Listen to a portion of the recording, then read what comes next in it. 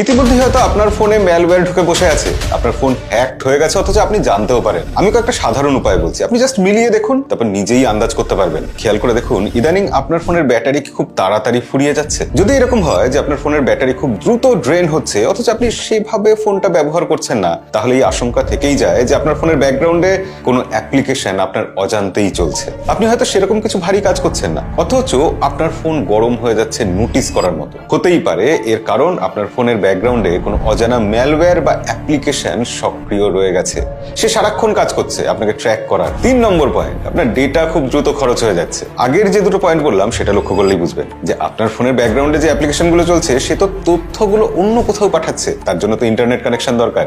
4 নম্বর point, আপনার ফোনে কি হঠাৎ বিজ্ঞাপন বেড়ে গেছে, পপ আপ আসছে, এটা কিন্তু ফোনে ম্যালওয়্যার থাকার একটা লক্ষণ হতে পারে। আপনার ফোনের লিস্টে কি এমন কোনো অ্যাপ্লিকেশন দেখছেন যেটা আপনি ইনস্টল করেছেন বলে মনে করতে পারছেন না, সাথে সাথে সেই অ্যাপ্লিকেশনটা আনইনস্টল করে দিন। হঠাৎ হ্যাং করে যায়, ল্যাগ করে সাধারণ কাজ করতে গেলে, তাহলে কারণ একটাই হতে পারে, ব্যাকগ্রাউন্ডে হয়তো কোনো ম্যালওয়্যার কাজ করছে। আপনার কল বা মেসেজ লিস্টে এমন কোনো অজানা নাম্বার দেখছেন যেটা আপনার খুব পরিচিত নয়, নিয়মিত অদ্ভুত মেসেজ পাচ্ছেন, এটাও কিন্তু একটা খুব বড় বিপদের সংকেত। আর সবশেষে একটা জরুরি কাজ করতে ভুলবেন না, এই ভিডিওটা আপনার প্রিয়জনদের সাথে শেয়ার করবেন যাতে তাদেরও একটু উপকার হয়।